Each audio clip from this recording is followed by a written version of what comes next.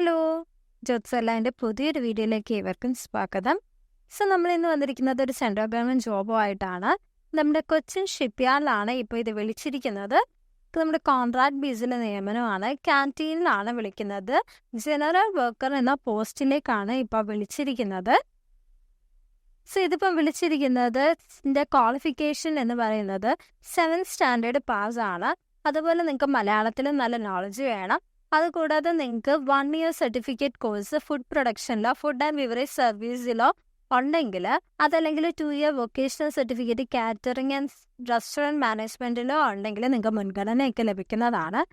ഇത് കിച്ചണിലായതുകൊണ്ട് തന്നെ ഇതിന് മൾട്ടിപ്പിൾ ഷിഫ്റ്റ് ഒക്കെ വരും. അതുപോലെ ക്ലീനിങ്ങും പ്രിപ്പറേഷൻ ആൻഡ് ഫുഡ് സപ്ലൈ ഒക്കെ വരുന്നതാണ് നിങ്ങളുടെ ഡ്യൂട്ടി. അതുകൊണ്ട് തന്നെ നിങ്ങൾക്ക് നൈറ്റിൽ വർക്ക് ചെയ്തേണ്ടി വരും. ഇതിന് മെയിൽ കാൻഡിഡേറ്റ്സിന് വേണ്ടിയിട്ടാണ് ഈ പോസ്റ്റ് വരുന്നത്. ഇതൊക്കെയുള്ള ലാസ്റ്റ് ഡേറ്റ് എന്ന് പറയുന്നത് May 22 ആണ്. ഇതിൻ്റെ വേക്കൻസി റിസർവേഷന് CSL ഒക്കെ അവരുടെ റിക്വയർമെൻറ്റ് അനുസരിച്ച് ചേഞ്ച് ചെയ്യുന്നതാണ്.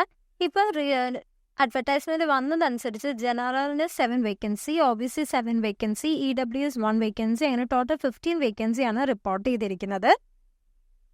ഇനി ഇത് നിയമിക്കുന്നത് കോൺട്രാക്ട് ബേസ് ആയതുകൊണ്ട് തന്നെ 3 ഇയറിലേക്കാണ് ഇപ്പോൾ നിയമിക്കുന്നത്. പിന്നെ നിങ്ങളുടെ പെർഫോമൻസിന് ഡിപ്പെൻഡ് ചെയ്തിരിക്കും പിന്നീടുള്ള നിയമനങ്ങൾ. അടുത്ത ഇതിൻ്റെ റെമ്യൂണറേഷൻ എന്ന് പറയുന്നത് ഫസ്റ്റ് ഇയറിൽ നിങ്ങൾക്ക് കൺസോളിഡേറ്റഡ് പേയ്മെൻ്റ് ആയിട്ട് 20,200, സെക്കൻഡ് ഇയറിൽ 20,800, തേർഡ് ഇയറിൽ 21,500 റുപ്പീസും ലഭിക്കും. നിങ്ങളിതിന് എക്സ്ട്രാ അവേഴ്സ് ഓഫ് വർക്ക് ചെയ്യുന്നുണ്ടെങ്കിൽ കോമ്പൻസേഷനായിട്ട് ഫസ്റ്റ് ഇയറിൽ per month 5,050, second month 5,200, third month 5,380 റുപ്പീസും നിങ്ങൾക്ക് ലഭിക്കുന്നതാണ്. ഇതുകൂടാതെ നിങ്ങൾക്ക് ESI ഫെസിലിറ്റിയും EPF ബെനിഫിറ്റ്സും ലഭിക്കുന്നതാണ്. ഇതൊക്കെയാണ് ഏജ് ലിമിറ്റ് നോക്കുകയാണെങ്കിൽ 1994 May 23 തൊട്ടാണ് ഉള്ളവർക്കാണ് ഇത് അപ്ലൈ സാധിക്കുക. അപ്പർ ഏജ് ലിമിറ്റ് 2024 May 22 അനുസരിച്ച് 30 ഇയേഴ്സിൽ കൂടാൻ പാടുള്ളതല്ല. അതുപോലെ നോൺ ക്രിമിനൽ സർട്ടിഫിക്കറ്റ്സ് ഉള്ള OBC കാറ്റഗറിയിൽ വരുന്ന കാൻഡിഡേറ്റ്സിന് upper age limit 3 year relaxation ഉണ്ട്. അതുപോലെ നമ്മുടെ government of India guideline അനുസരിച്ച് എക്സ് സർവീസ്മാൻ്റെ അപ്പർ ഏജ് ലിമിറ്റ് റിലാക്സേഷനും ആപ്ലിക്കബിൾ ആയിട്ടുള്ള ഒരു പോസ്റ്റാണിത്. ഇനി ഇത് നിയമനം നടത്തുന്നത് റിട്ടേണും പ്രാക്ടിക്കൽ ടെസ്റ്റും ഉണ്ടായിരിക്കുന്നതാണ്. ടോട്ടൽ 100 മാർക്സിനായിരിക്കും. റിട്ടേൺ 60 മിനിറ്റ്സിലായിരിക്കും എക്സാം. അതുപോലെ പ്രാക്ടിക്കൽ ടെസ്റ്റ് 80 മാർക്സിനും ആയിരിക്കും. ഇതിന് മിനിമം പാസ് മാർക്ക് മതി. ജനറലിനും EWSനും 50% ടോട്ടൽ മാർക്കിൻ്റെയും OBCക്ക് 45% ടോട്ടൽ മാർക്കിൻ്റെയും വരുന്നതാണ്. ഇനി നമ്പർ ഓഫ് കാൻഡിഡേറ്റ്സിനനുസരിച്ച് നമ്മുടെ ഇവരുടെ കട്ട് ഓഫും ഹയർ ആക്കണോ അതോ ഒരു ഫിക്സഡ് ഇത് വേണോ എന്നുള്ളതൊക്കെ അവർ ഡിപ്പെൻഡ് ചെയ്യുന്നതാണ്.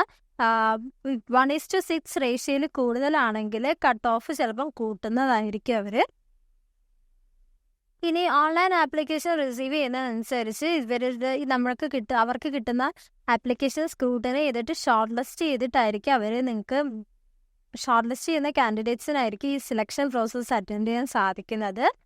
നിങ്ങൾ ഇത് സർട്ടിഫിക്കറ്റ് വെരിഫിക്കേഷന് വിളിക്കുന്നത് റിട്ടേണും പ്രാക്ടിക്കൽ ടെസ്റ്റും സക്സസ്ഫുള്ളി കംപ്ലീറ്റ് ചെയ്യുന്ന കാൻഡിഡേറ്റ്സിനായിരിക്കും. ഈ ടെസ്റ്റ് എല്ലാം നടത്തുന്നത് നമ്മുടെ കോച്ചിൻ ഷിപ്പ്യാർഡ് ലിമിറ്റഡിൽ വെച്ചിട്ടായിരിക്കും. പിന്നെ നിങ്ങൾ സെക്യൂർ ചെയ്ത മാർക്ക് അനുസരിച്ചായിരിക്കും റാങ്ക് ലിസ്റ്റ് ഇടുന്നത്. ഇപ്പോൾ സെയിം മാർക്ക് വരുന്നവരാണെങ്കിൽ നിങ്ങളുടെ സീനിയോറിറ്റി ഏജ് ഒക്കെ കൺസിഡർ ചെയ്തിട്ടായിരിക്കും റാങ്ക് ലിസ്റ്റിൽ നിങ്ങളുടെ റാങ്ക് വരിക. ഇനി ഇതിന് റിസർവേഷൻസ് ഉണ്ട്. റിസർവേഷൻസ് നമ്മുടെ ഗവൺമെൻറ് ഓഫ് ഇന്ത്യ ഡയറക്ടേഴ്സ് അനുസരിച്ചുള്ള എല്ലാ റിസർവേഷനും ആപ്ലിക്കബിൾ ആണ്. EWS കാൻഡിഡേറ്റ്സ് ആണെങ്കിൽ നിങ്ങൾ വാലിഡ് ആയിട്ടുള്ള ഇൻകം ആൻഡ് അസൻസ് സർട്ടിഫിക്കറ്റ്സ് ഹാജരാക്കേണ്ടി വരും. അതുപോലെ തന്നെ നിങ്ങൾ OBC non criminal certificates means കാറ്റഗറിയിൽ വരുന്നവരാണെങ്കിൽ നിങ്ങൾ വാലിഡ് ആയിട്ടുള്ള ഒരു റീസൺ കമ്മ്യൂണിറ്റി സർട്ടിഫിക്കറ്റ് കൂടി ഹാജരാക്കേണ്ടി വരുന്നതാണ്.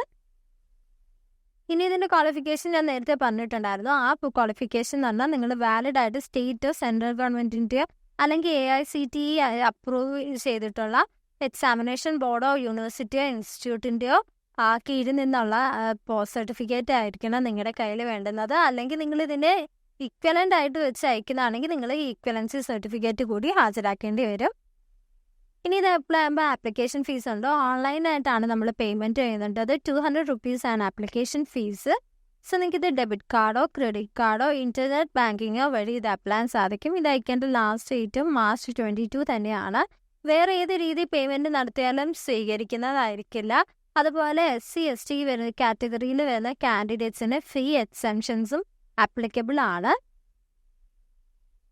ഇനി ഇത് അപ്ലൈ ചെയ്യേണ്ടത് www.cochinshipyard.in എന്നുള്ള വെബ്സൈറ്റിൽ കയറിയിട്ടാണ്.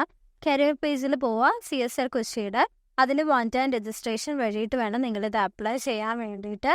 സോ ഇത് നമ്മൾ ഡയറക്റ്റ് അയക്കുന്നതോ അല്ലെങ്കിൽ വേറെ ഏതെങ്കിലും മോഡിൽ അയക്കുന്നതോ അവർ അക്സെപ്റ്റ് ചെയ്യുന്നതല്ല. നിങ്ങൾ SAP ഓൺലൈൻ പോർട്ടലിൽ കയറി വൺ ടൈം രജിസ്ട്രേഷൻ നടത്തി തന്നെ ആപ്ലിക്കേഷൻ സബ്മിറ്റ് ചെയ്യേണ്ടി വരുന്നതാണ്.